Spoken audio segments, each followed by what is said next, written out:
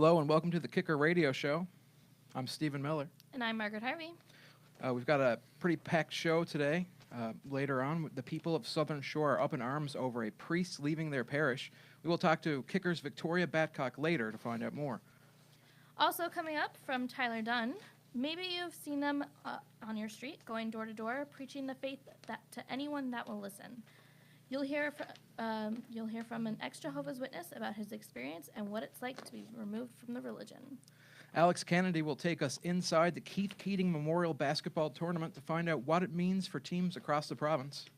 Local parents took their children to Move It event on Saturday, November 24th. The City of St. John's rented the Newfoundland and Labrador Sports Centre for their last National Child's Day event. Christmas is coming up fast. Have you started your traditions yet? The Botanical Gardens has a new one for you, and Margaret Harvey tells us about it later in the show. Also later in the show, you'll hear from Kicker's Ashley Shepard on the pitfalls of impulsively gifting animals during the holidays. And right now, we're going to have a interview for a talk tape from Tyler Mugford right here. LTE services are coming to several communities across southern Labrador. The provincial government announced yesterday cell service will be installed in the communities of Red Bay, Mary's Harbour, St. Louis, Port Hope Simpson, Charlottetown, and Cartwright. And I also wanted to say how excited we are about our first hip-hop musical performance today. It's being brought to us by Home Alone Promotions. You can follow them on Instagram at HomeAlone709 for announcements on upcoming shows and fundraisers. Thank you very much for joining us, Albert. Appreciate it. All right, Mr. Mugford, what can you tell me about the new LTE services that are coming to Southern Labrador? So yeah, you guys heard off the top there, the provincial government announced yesterday that cell service is coming to Southern Labrador. There's a $1 million investment to bring cell service to Southern Labrador. Bell is investing over $500,000, and while Nunacor and Nunatu of it Community Council are paying for the rest. So it's a triple split investment. Dwight Lethbridge, he's the mayor of Cartwright, says the addition of cell service will bring a positive effect to people living in southern Labrador. Just keep us up to speed with the rest of the world. I mean, everything we do these days is online. We do most of our business online. It's important to be connected to emails. It's important to be able to take a phone call without being at a landline. Most of our friends and family are away, or it's just how we keep in contact this day and age with everything we do, personal and business-wise. So I think it's just important for us to be on the same page as the rest of the world. And this is going to be a big step to getting us there. So, Tyler, I've never been to Labrador myself, but you're from there. Yeah. So what is the coverage like in Southern Labrador? I mean, we only have internet at the moment, especially in Southern Labrador. The only place in Labrador that has cell service is Lab City, Wabush, and Happy Valley Goose Bay, which is about, Happy Valley Goose Bay is about a 5-hour drive from Cartwright. Lab City is, is about 7-8 hour drive. So, with this addition, it's going to increase safety, I think, to have cell service within the communities of Southern Labrador. Judy Party, she lives in Cartwright. She's been lobbying for the addition of cell service since the early 2000s. She says the introduction of cell service will provide safety for people traveling the Trans-Labrador Highway. Quite a few incidents along the highway where people were, their lives were endangered. They either slipped off the road or they were broke down in the nighttime, and there was no access. You couldn't just pick up a cell phone and call somebody for help. You had to wait. Sometimes you had to wait for hours. I know people who had to wait overnight until the tow operators got on the road the next morning, and so on. And I think it's going to be a wonderful reprieve for people. Well, it definitely sounds like it's going to make a huge impact in the lives of people living in Southern Labrador.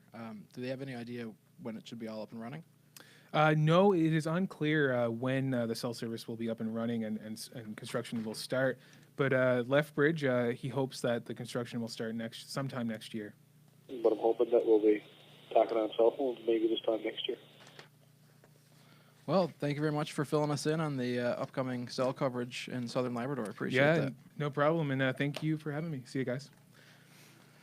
So right now, you're listening to Kicker Radio and watching us live on Facebook. This is radio produced by the journalism students at College of the North Atlantic. And right now, we have Victoria Batcock joining us. Churchgoers of Fairyland and surrounding communities are confused and upset after the priest decided to make a dramatic exit at a weekend mass 2 weeks ago. Victoria, can you tell us a little bit about how it unfolded? Yeah, sure. So the crowd on the Southern Shore aren't very pleased with their priest. It's actually their 9th priest since 2010, 2011, around there. So the crowd up the shore are used to a kind of a priest leaving and going away or going to St. John's.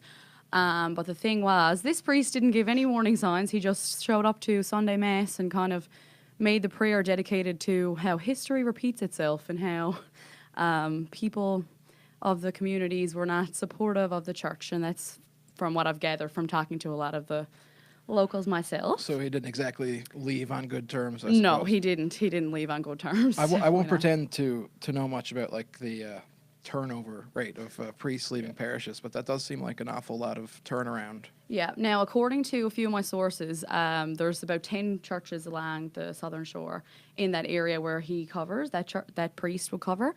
And apparently that's a lot of the reason why they don't have the same priest a lot, because a lot of people go there for a short riding, just kind of get some experience, and then they'll come into the bigger cities to preach. Yep. Okay, so I gotta ask, what do the locals make of this? Yeah, so the locals, I'm sure that day when they were leaving the church, it was a big scene outside. I heard from a couple of my sources that there was a lot of chat in their cars and in the parking lot of the church. But there was actually a Facebook post made on the parish's Facebook page, and there was a lot of people writing comments. There was about 50 comments, which is a lot for a small parish on the Southern Shore. One of the comments was, the priests should demonstrate gratitude that there's still a congregation and a community that believes. And according to one of the comments and someone who I was talking to on the phone named Vera O'Keefe, she said that they need to look inside themselves for the answer as to why so many priests have come and gone. That's what the priest said in church at the end. And then apparently he left the church and went out the back door and got in his car and drove away. So it was quite the scene. Yeah. Who says church isn't exciting? Yeah. So I guess the obvious question would be, what are they going to do about a priest now? So what they did, the Archbishop has held the Mass the past couple weekends, and the people have been asking the Archbishop what's happening next, but he has no answers for them. So they're kind of confused, and they're a little bit worried. I'd say the churchgoers every Sunday and Saturday, they're worried their church is not going to go ahead, especially close to Christmas, a big time. So you have a clip from an interview that you have for us today? Yeah, so I talked to Shirley O'Brien, who attends church every Sunday, but she happened to be in church this day, so this is what she had to say. If he was mad, I don't know, but I mean, who was he mad with, right? Like, I don't know, like, I mean, he was like fella had it to me, he had a chip on his shoulder. To tell you the truth, lately, this past little while, he used to go in, he'd never come out. And I mean, sometimes there'd be only 8 or 10 of us here, but he never came out to speak to the people. For the old people, you see, for the Archbishop was up the weekend, and I mean, he never said very much. He never mentioned volunteers, but I mean, much as he kind of said, like, history will repeat itself. Well, she was noticeably upset. What's next? Well, I'm actually talking to the Archdiocese tomorrow. I was trying to get an interview with them for about a week, but they finally agreed to talk to me, so I'm hoping to get some answers then. So you guys can follow along on Kicker, and that story will be posted sometime in the next little while. Well, my interest is piqued. Thank you so much for talking to us, Victoria. Thank you for having me. The Jehovah's Witnesses have been around for over 100 years. The religion has millions of members in several countries around the world. Kicker's Tyler Dunne takes a rare look inside the life of an ex-Jehovah's Witness. And we're going to hear that right after another song from our musical guest. Hi, how are you? I'm very good. I'm Good. actually really excited to hear you perform. Because Thank you. We have had, a variety of musical acts, but you are our first hip-hop act. So I'm hoping Awesome. you're ready to spit some fire. Hopefully I set the bar high. You are, indeed. All right, take it away. Okay, the first song that I'm going to be playing is a song off an EP that I released in April named Head in Space. The song itself is called Drive. It's featuring a guitar solo and background vocals from the group All the Plants and Trees, led by Liam Ryan. And special shout out to him. Thank you for helping me out with this song. Baby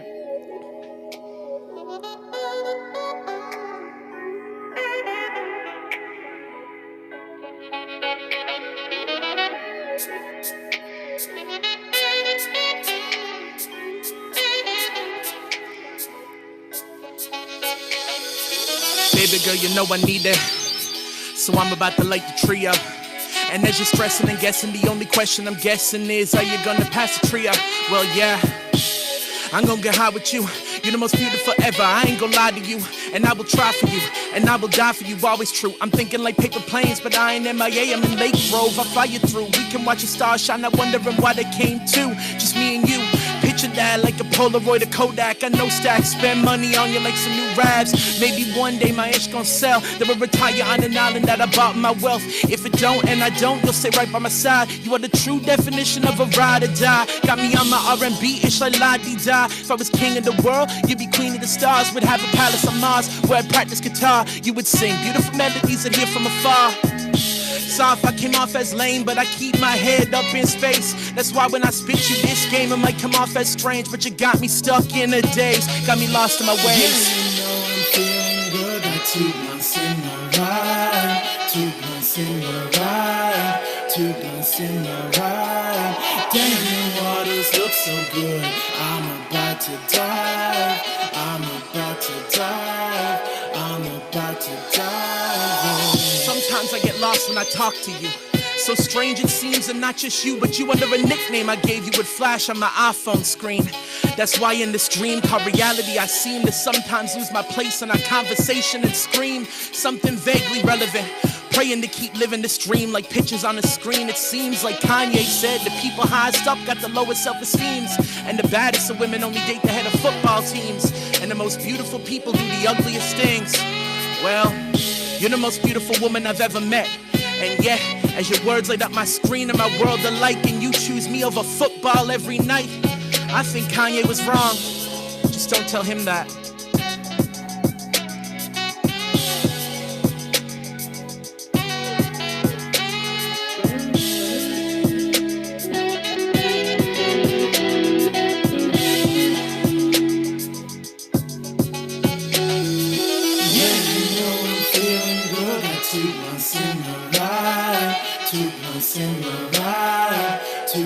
In my ride, damn, the waters look so good.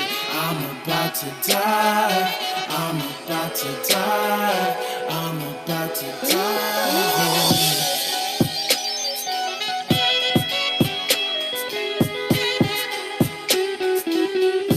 Thank you again to all the plants and trees for the guitar solo.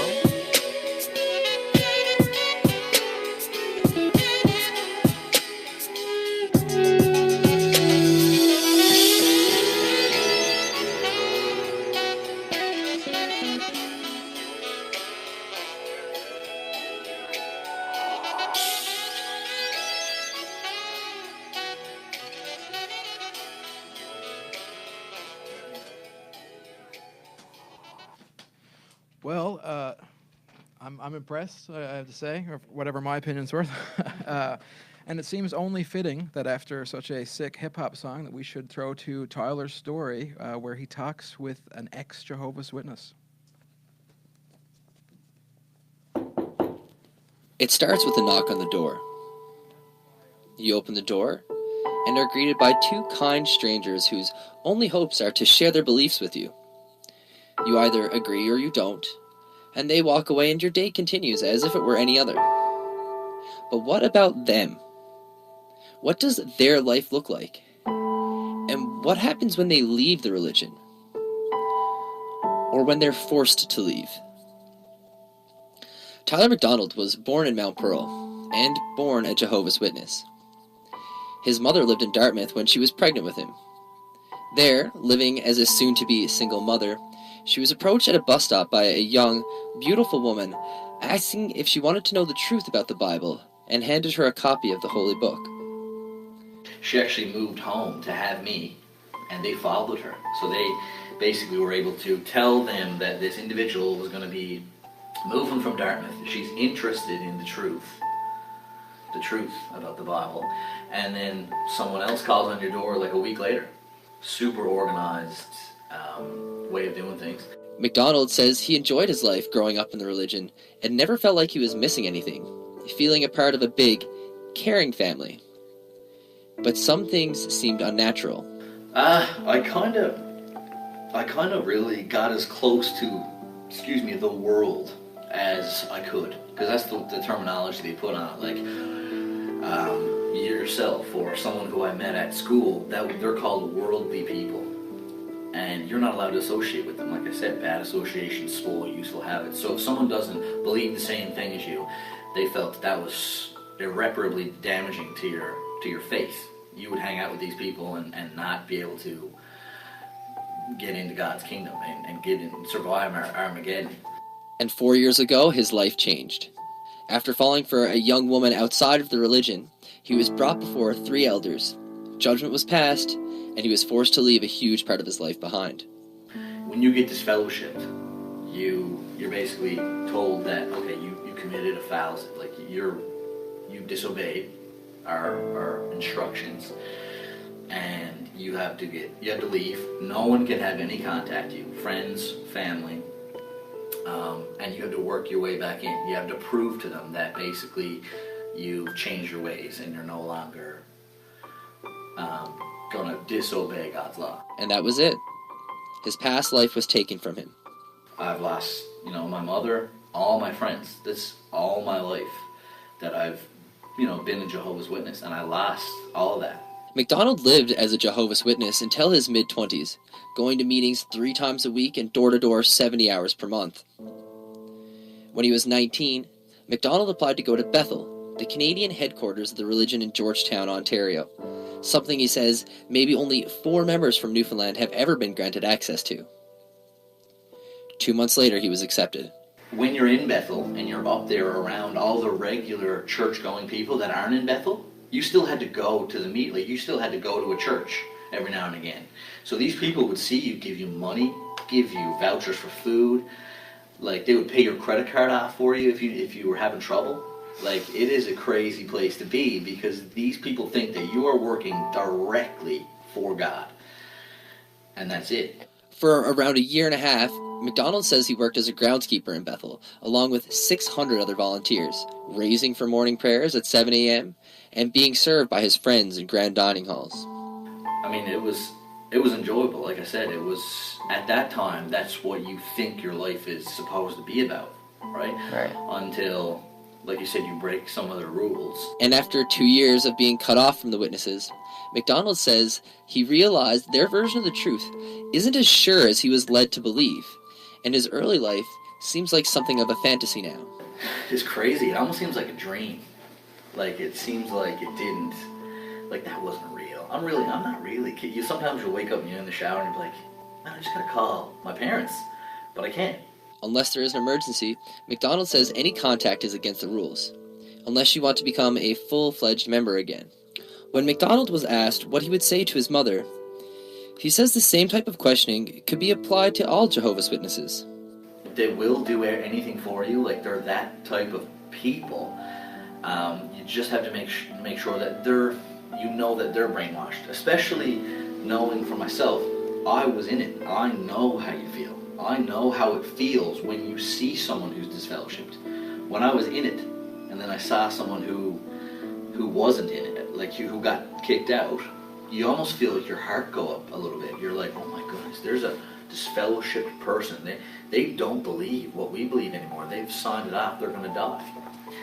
So if I was to say anything to Mom, it would be just pleading with her, and more so of, this is your son. I haven't changed. I'm the same person. I just don't believe exactly what you believe. Rick Allen Ross is a judicially qualified court expert on the subject of authoritarian groups. Ross says he receives hundreds of calls and complaints every year about the religion that MacDonald was brought up in. I regard Jehovah's Witnesses as a destructive authoritarian group, not a destructive cult. In my book, Cults Inside Out, I have a chapter defining destructive cults, and I propose in that chapter a nucleus for the definition of a destructive 80s called cult formation. by psychiatrist and professor at Harvard Medical School, Robert J. Lifton. The three characteristics are, number one, that there is a charismatic leader that has become an object of worship, is totalitarian, and has no meaningful accountability. Number two, that leader uses thought reform techniques to break people down and gain undue influence. And number three, that having gained undue influence, the leader or group exploits people and does harm. And that varies by degree from group to group. Some groups do much more harm than others. I think that Jehovah's Witnesses meet the second and third of those three core primary characteristics, but they lack the first.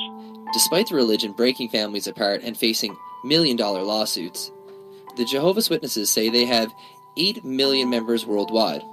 For Kicker News, I'm Tyler Dunne.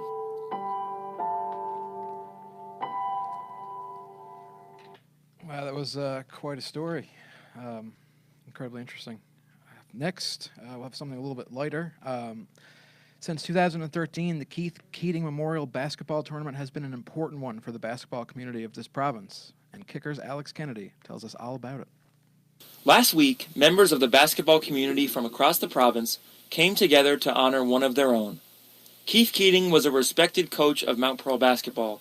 Coaching at the high school and provincial level, he was part of over a dozen provincial championships. In 2013, Keith lost his battle with stomach cancer. Keith coached his son, Adam, all throughout school. He remembers his dad fondly and wants everyone to be able to do the same. Pretty quiet guy, very organized, very smart.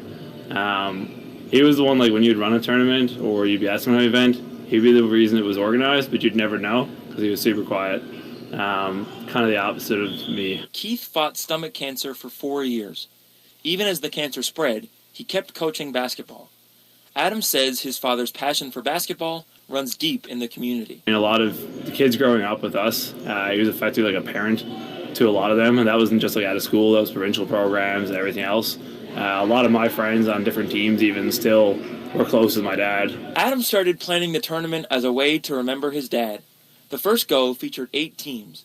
5 years later, 32 teams from across the province play in the tournament. Jack Williams is the assistant coach of the Mobile Monarchs. He says memorial tournaments like this one are special. Well, I guess because of the family aspect of it, right? Like the people who actually lost someone, and they put so much time and work into this, like Adam. He put so much hard work into this every single year and does a great job with it, right? Keating says the support from the basketball community has continued to amaze him.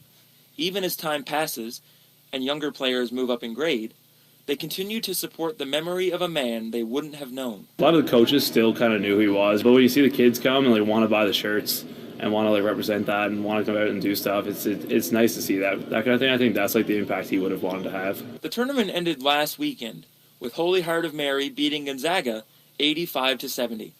For Kicker Radio, I'm Alex Kennedy. Well, next up we have another song from Albert. Thank you. The next song that I'll be playing is called Millionaire. It's also off the same EP as the last, Head in Space. And I'd like to say thanks to Mike Moist, who helped mix everything that I've ever put out in the last little while. So big shout out to him and thank you.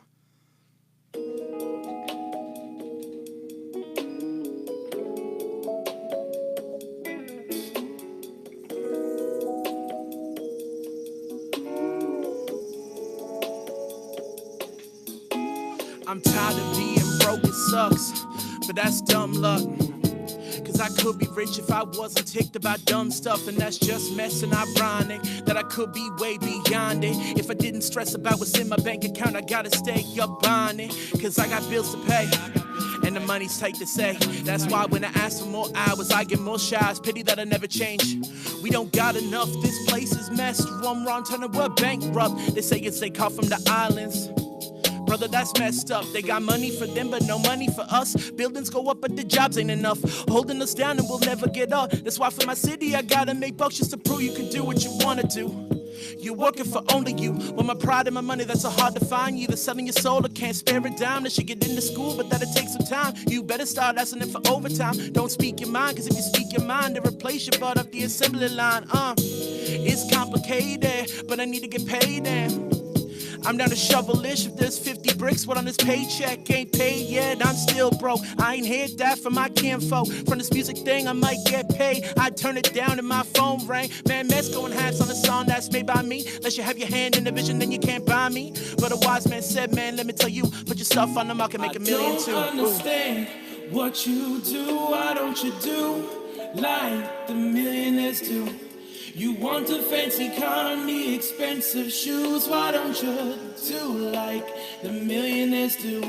Now I'm messed up, don't got a job. Got like $10 on my debit card. Got like $5 in cash maybe, but I spent that on the music lately. Seems like that won't ever work. When my mom up and name up in the history book, say if you don't succeed, you should try and try. How many times it gon' try for the sink gon' dry? Maybe a billion or a trillion. Put 100 tracks, you only heard a song. When I drop the next, still ahead of the game. I say about an EP, what the head of you lames? Features to the classic verses. Own shit, something that you never heard of. Tree fall in the woods doesn't make a sound, and if a rapper don't sell, he's the greatest around me. That just don't make no sense, but that's also why I gotta make sure the homies sell with. You know, we about to blow off a crazy wit, and that's crazy-ish. But for right now, still broke as hell. Now I'm sick of people saying that they wish you well. Cause I got my own ish, I got a lot of stress, I done bugged out. Now at my best, if you hit me up and I don't respond, just know I got a lot of it going on, and it won't be long till the phone's cut off. So say your piece before the beeping starts. Gotta say my piece for the reaper starts. When he comes for me, he can't take my heart. Every time when I spit it, when I'm up on stage, I throw my whole heart, and it gets it safe to say I'm a heartless son, but I'ma keep going hard till I'm rich. No, I got to up and win, even if that means a couple cents. Cause I'ma be on my grind every chance I get. Cause music means more than the life I live. And the wise man said, man, let me tell you, put your stuff on the market, make a million too. I don't understand what you do. Why don't you do like the millionaires do? You want a fancy car and the expensive shoes. Why don't you do like the millionaires do?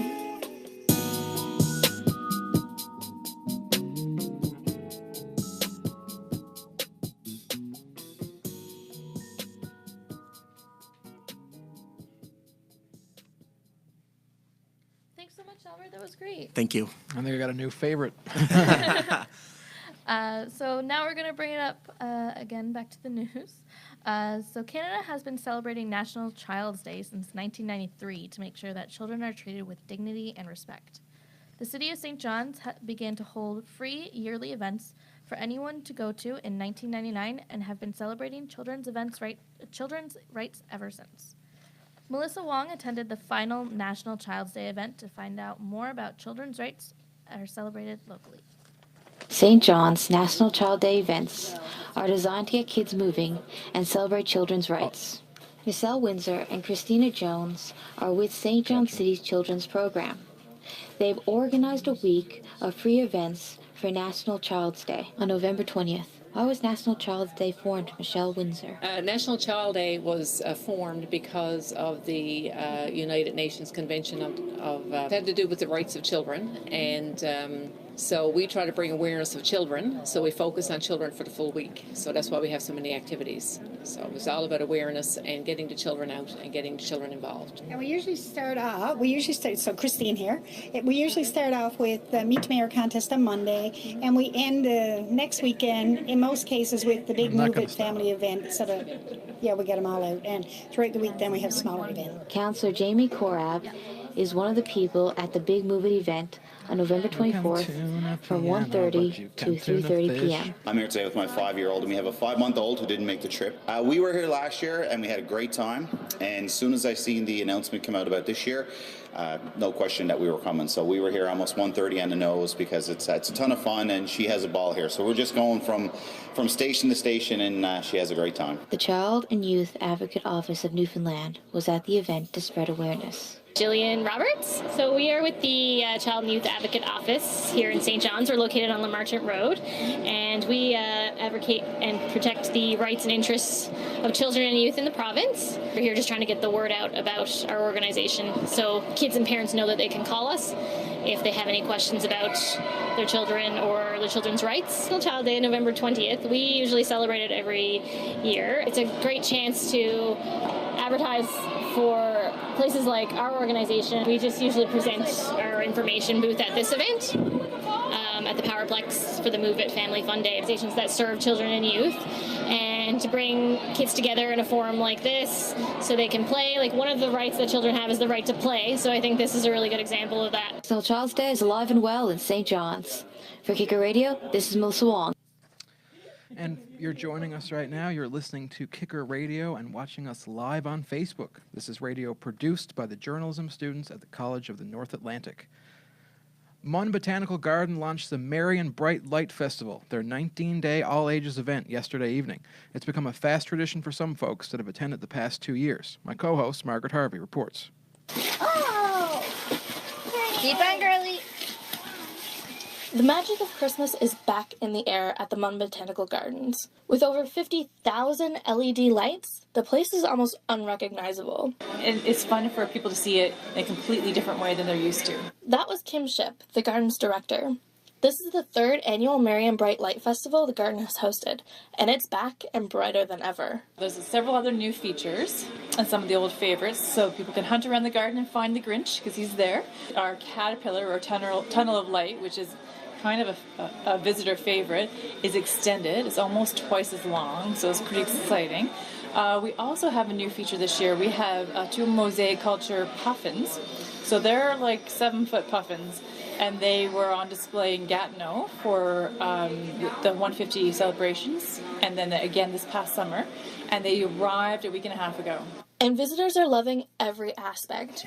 You can hear kids exclaiming to their parents about the lights and how they're set up. But it's not just the kids that are loving it. 3 ladies, Heather Donovan, Fane March, and Joan O'Leary, all attended the event last night. This is my first time here, so it's phenomenal. It's beautiful, but it's just so nice. You know? It's nice to have something in the city. Yeah. Because it's not, you know, especially the winter time, you don't get out to do much unless you're a skier or a snowmobiler. So this is kind of nice for, you know, for a night out. Nice. It's hard to describe exactly how beautiful the garden really is on radio. You'll have to see it for yourself. The festival is running from now until December 22nd, except on Mondays and Tuesdays. For Kicker, I'm Margaret Harvey. So animal shelters and breeders are often skeptical of people looking for pets around this time of year. They say it's common that critters who are bought or adopted with the intent of being gifted end up back in the shelter or up for sale online. Alicia Mahoney's new pup, Roofer, was once a gift to someone who was unable to raise him. Kicker's Ashley Shepard is in the studio with us to chat about Roofer's journey to his forever home. Hi, Ashley. Hi, how are you? I'm good. How are you? Good. Thank you for having me. So tell me about Roofer. He was once a gift, right? Yes. Alicia Mahoney is now owns Roofer, and he was once a gift from her sister to their father, who wasn't in a financial spot to take care of him. So Roofer was in a kind of rough situation, and her sister was looking for a home for him. They tried to sell him online. They tried to readopt him to a younger sister, and nothing seemed to really work. So when Alicia decided, her and her fiance decided that they were comfortable with letting the pup in their home, it was fate, you know. They're best friends, and she says that she doesn't regret it at all. Though she ended up with Roofer under pretty unfortunate circumstances, she's grateful that it happened. So what are some of the dangers you've learned about gifting pets? Well, in speaking to people who work for adoption shelters and breeders around the city, what I've learned is that it's incredibly important to think your decision in having a pet, because pets are long-term. Pets are intended to, be welcomed into homes until they pass. And it's so frequent that people adopt impulsively or buy pups impulsively, and other critters too, because they want that surprise on Christmas morning for their kid. They want the joy in their kid's face when they see a pup under the tree. But sometimes it's not worth it, and sometimes these buys are so impulsive that they later realize the responsibility of actually owning a dog or any other type of animal. So what are shelters and breeders doing to avoid the misfortune of having people forced to give them new pets? Well, the breeder I spoke to, her name is Angie Janes, she says that any reputable dog breeder will not sell a puppy around this time of year because they're very wary of people buying pets as Christmas gifts. She says that oftentimes in the past, they've sold dogs to people looking for a gift for their kid or for a loved one, and the pet ends up back in their arms because they just weren't ready for it, and they bought it because they wanted that. They wanted their kid or the family member to feel the joy of having that on Christmas morning. However, one lady I was speaking to who works with Heavenly Creatures says that sometimes it's okay to have a pet as a Christmas gift as long as it was a well thought out decision, as long as it wasn't impulsive, as long as they considered everything possible for the future of this pet, and how they could make sure that the pet has a good livelihood. So obviously there are exceptions to this, like what you just said. Mhm. Have you heard of exceptions yourself about that? Yeah, absolutely. She tells me in my interview with her, my sources, she says that it is frequent that people will adopt these pets as gifts for their children, as Christmas gifts, because they think it's a timely decision. And in these cases, when it has been well thought out, when they have considered what life will be like with a pet, it does work out, and they end up with those pets forever. So in circumstances, they do. And in some cases, it is kind of a myth, that pets being adopted around the holiday end up back in shelters, because a lot of times they don't end up back in shelters. They end up online because a lot of people are ashamed of bringing their pets back to shelters, because in a way, I suppose it's admitting defeat. But likely bringing a pet back to a shelter is for a good cause, it's because they couldn't take care of them, and, they'd have a better life with a new owner. All right, well, thank you so much, Ashley, for coming in. Absolutely. You did this as a print piece, right? I did. You can find it on the Kicker website. Perfect. Thank you so I much. will have Thank to check you. it out. Thanks for joining us. Thank you. All right, so next up, we're going to be talking to the man of the hour. We are going to do a deep dive on who is Albert Dalton. Hello. So tell me a little bit about yourself. I'm Albert Dalton. I'm from Paradise, Newfoundland. I'm 20 years old, and I've been doing music since I'm probably 10 years old. Hip-hop has been slightly more recent, but I was still probably 13 when I finally decided to make hip-hop music. So what type of music did you start with? It's really funny because when I was really young, I originally listened to top 40s, pop, boy bands, that kind of genre. But I always like to joke that when my brother gave me an Eminem CD, that's what ruined me. And from there is kind of where hip hop picked up. Well, I mean, there's nothing wrong with a little bit of Backstreet's Back.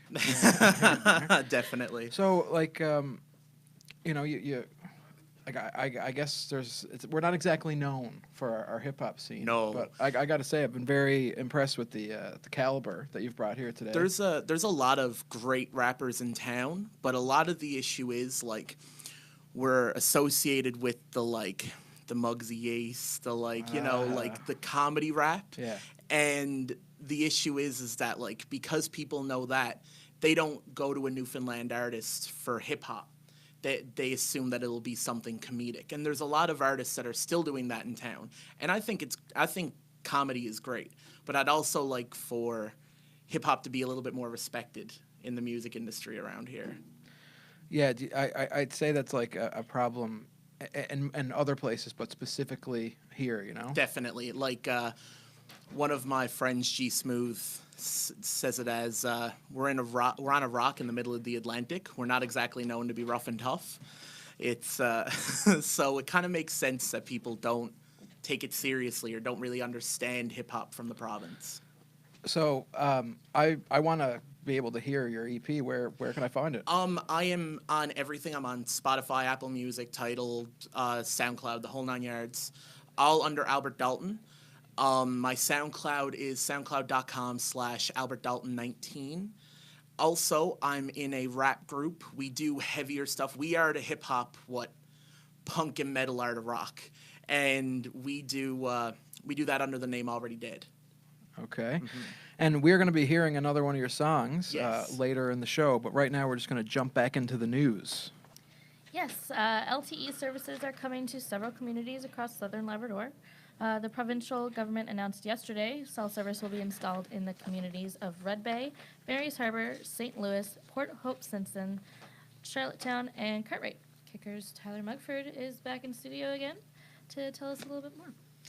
Hello. How's everything going with you guys today? Good, Mugford. How about yourself? Pretty good. All right, fill us in. Yeah, so as you heard off the top there, the provincial government announced yesterday that they're moving to build a cell service in southern Labrador.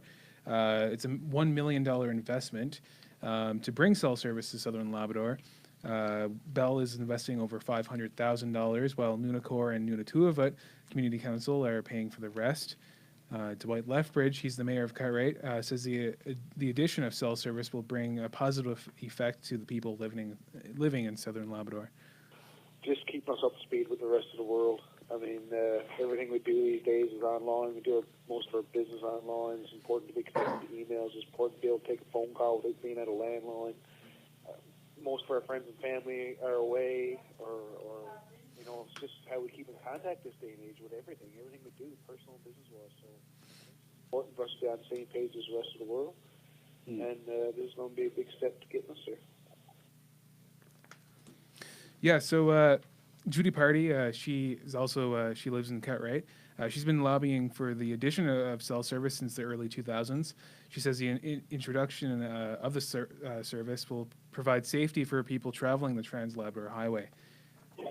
Quite a few incidents along the highway where people were, their lives were endangered. They either slipped off the road or they were broke down in the nighttime, and there was no access. You couldn't just pick up a cell phone and call somebody for help.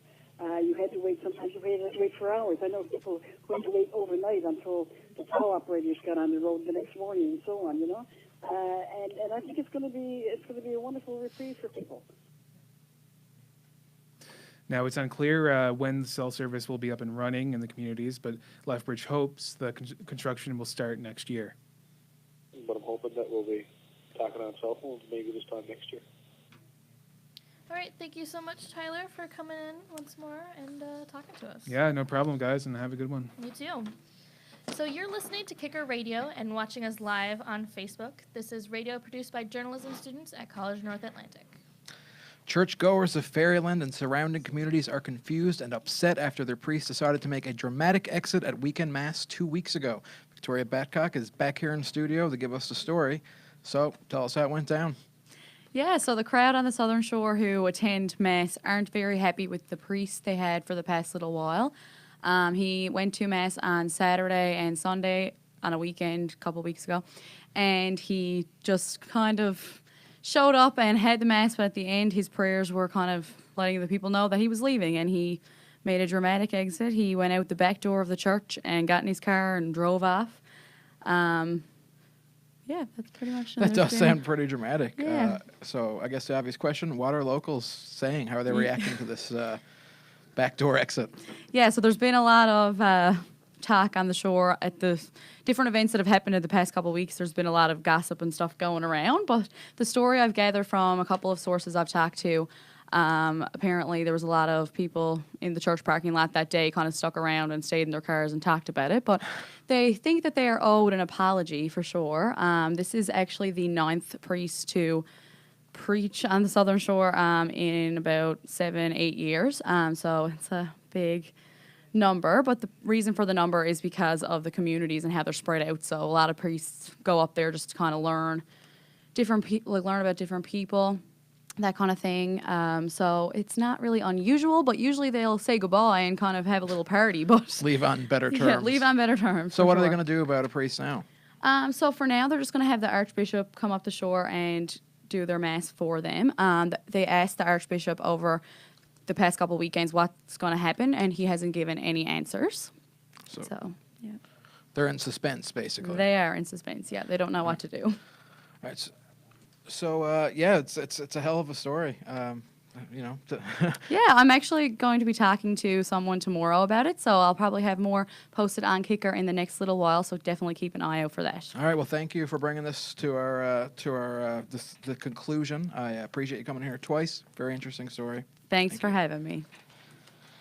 So next up, we're going to have another song from Albert.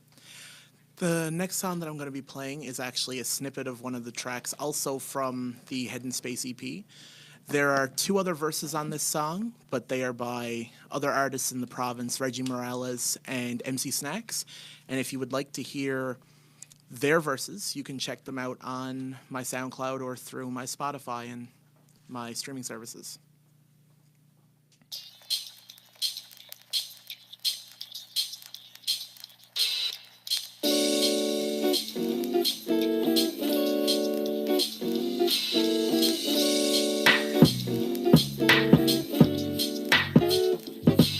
It's a beautiful day, good morning. I hope you all adoring those funky rhymes I spit and let me sit. I'm dinosauring, get it, dinosauring like a pterodactyl touring over the skies and seas. Baby, please don't mind my snoring. This arbitrary rap, I got to give you that to make you laugh at that. I'm up to bat and yeah, I'm scoring. That how you baseball? I never base a ball, but I make you nod your head from all the bass I got in songs. Long as you come along, enjoy this peace of mind, and hopefully I can help you out with some peace of mind. And baby, we gon' smoke all the blunts that's up in my ride. Got a hunger for your game of love, that's why my heart is catching fire. Matter of fact, shouts to my girl, yeah, you are my world. And shouts to my mother, man, she know I love her. And shouts to my dad, he partially made the man. Can't you understand? Shouts to all who helped me make it, man. Living hard, but we gon' be okay.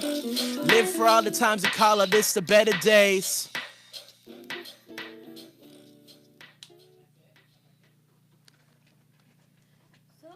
Thank you so much, Albert. Thank you.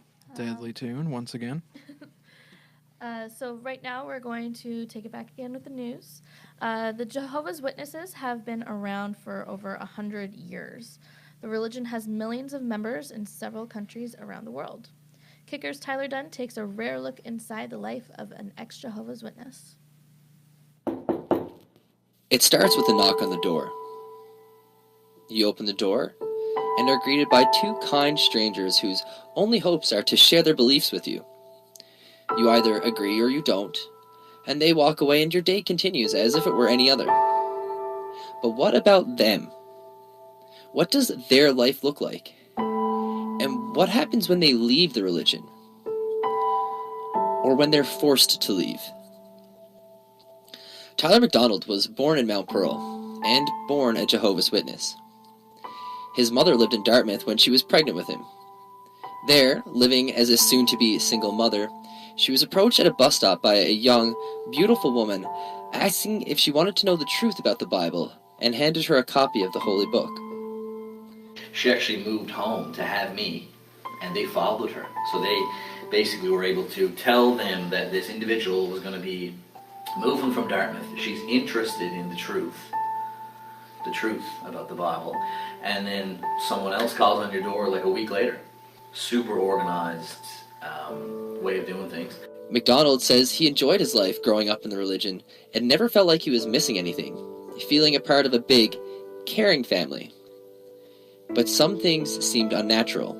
I kind of really got as close to, the world as I could. Because that's the terminology they put on it. Like, yourself or someone who I met at school, they're called worldly people. And you're not allowed to associate with them. Like I said, bad associations spoil useful habits. So if someone doesn't believe the same thing as you, they felt that was irreparably damaging to your faith. You would hang out with these people and not be able to get into God's kingdom and survive Armageddon. And 4 years ago, his life changed. After falling for a young woman outside of the religion, he was brought before 3 elders. Judgment was passed, and he was forced to leave a huge part of his life behind. When you get disfellowshipped, you're basically told that, okay, you committed a foul, like you disobeyed our instructions, and you have to leave. No one can have any contact with you, friends, family, and you have to work your way back in. You have to prove to them that basically you've changed your ways and you're no longer going to disobey God's law. And that was it. His past life was taken from him. I've lost, my mother, all my friends. That's all my life that I've, been a Jehovah's Witness, and I lost all of that. MacDonald lived as a Jehovah's Witness until his mid-20s, going to meetings 3 times a week and door-to-door 70 hours per month. When he was 19, MacDonald applied to go to Bethel, the Canadian headquarters of the religion in Georgetown, Ontario, something he says maybe only 4 members from Newfoundland have ever been granted access to. 2 months later, he was accepted. When you're in Bethel and you're up there around all the regular church-going people that aren't in Bethel, you still had to go to the meet. Like, you still had to go to a church every now and again. So these people would see you, give you money, give you vouchers for food. Like, they would pay your credit card off for you if you were having trouble. Like, it is a crazy place to be because these people think that you are working directly for God. And that's it. For around a year and a half, MacDonald says he worked as a groundskeeper in Bethel, along with 600 other volunteers, raising for morning prayers at 7 a.m., and being served by his friends in grand dining halls. I mean, it was enjoyable. Like I said, it was, at that time, that's what you think your life is supposed to be about, right? Right. Until, like you said, you break some of the rules. And after 2 years of being cut off from the witnesses, MacDonald says he realized their version of the truth isn't as sure as he was led to believe, and his early life seems like something of a fantasy now. It's crazy. It almost seems like a dream. Like, it seems like it didn't, like, that wasn't real. I'm not really kidding. Sometimes you'll wake up and you're in the shower and you're like, man, I just gotta call my parents, but I can't. Unless there is an emergency, MacDonald says any contact is against the rules, unless you want to become a full-fledged member again. When MacDonald was asked what he would say to his mother, he says the same type of questioning could be applied to all Jehovah's Witnesses. They will do anything for you. Like, they're that type of people. You just have to make sure that that they're brainwashed. Especially knowing for myself, I was in it. I know how you feel. I know how it feels when you see someone who's disfellowshipped. When I was in it, and then I saw someone who wasn't in it, like who got kicked out, you almost feel like your heart go up a little bit. You're like, oh my goodness, there's a disfellowshipped person. They don't believe what we believe anymore. They've signed it off. They're going to die. So if I was to say anything to Mom, it would be just pleading with her, and more so of, this is your son. I haven't changed. I'm the same person. I just don't believe exactly what you believe. Rick Allen Ross is a judicially qualified court expert on the subject of authoritarian groups. Ross says he receives hundreds of calls and complaints every year about the religion that MacDonald was brought up in. I regard Jehovah's Witnesses as a destructive authoritarian group, not a destructive cult. In my book called Inside Out, I have a chapter defining destructive cults, and I propose in that chapter a nucleus for the definition of a destructive cult based on a paper published at Harvard in the 80s called Cult Formation by psychiatrist and professor at Harvard Medical School, Robert J. Lifton. The 3 characteristics are, number 1, that there is a charismatic leader that has become an object of worship, is totalitarian, and has no meaningful accountability. Number 2, that leader uses thought reform techniques to break people down and gain undue influence. And number 3, that having gained undue influence, the leader or group exploits people and does harm. And that varies by degree from group to group.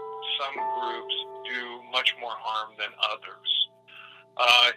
I think that Jehovah's Witnesses meet the second and third of those three core primary characteristics, but they lack the first. Despite the religion breaking families apart and facing million-dollar lawsuits, the Jehovah's Witnesses say they have 8 million members worldwide. For Kicker News, I'm Tyler Dunne. And that was Tyler Dunne offering us a rare glimpse behind the curtain of the Jehovah's Witnesses religion. And right now, before we get out of here, I have to give a great thanks to Starbucks for providing us with the coffee we've used to fuel us the entire day. Thanks so much, Starbucks. You're listening to Kicker Radio and watching us live on Facebook. This is radio produced by journalism students at College of North Atlantic. And if you want to view the full interview with Tyler McDonald and read the rest of our stories, you can go to kicker-cna.nl.ca. You won't regret it. And once more, I wanted to remind you guys that the musical performance today has been brought to you by Home Alone Productions. You can follow them on Instagram at HomeAlone709 for announcements on upcoming shows and fundraisers. And once more, for a final time, we're going to have Albert play us out. The next song that I'll be playing is called Self-Worth. It's actually an unreleased song, and this is my first time playing it. So I would like to apologize in advance. We've got an exclusive. Yes, an exclusive. You heard it here first, folks. Don't forget it.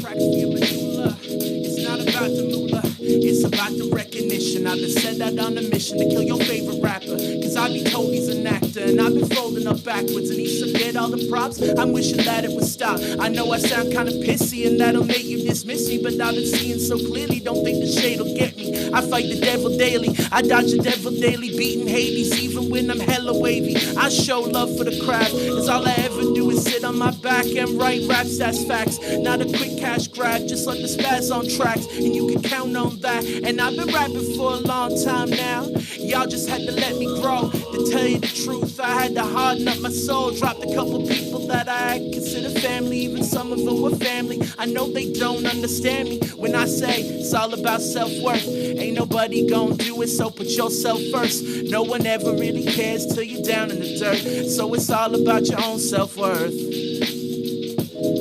It's all about self-worth. Ain't nobody gonna do it, so put yourself first. No one ever really cares till you're dead in the dirt, so it's all about your own self-worth. My dad once told me to look out for number one. He was talking about himself, but now I'm talking about my health. I had to deal with how I felt, so I cut the connection, and now I feel resurrected. I think that taught me a lesson. I think I've grown every second. We ain't had that contact, had to change my contract, but man, that ish was worth it. I'm on my way to be perfect, and yeah, my soul is still hurting, but I've been fighting and working to get this issue top notch. Ain't got no time for hopscotch or all your little games. Homie, I'ma be honest, you just ain't in my lane. And no, I do not got time for all you little lames acting like the movies. I'm just looking for a doobie with no Scooby snacks. That's how I write raps. You writing scripts for a character, but that ain't building your character. I'ma build like Terraria till my empire be scaring ya. Remember what I'm telling ya when I say it's all about self-worth. Ain't nobody gonna do it, so put yourself first. No one ever really cares till you're down in the dirt, so it's all about your own self-worth.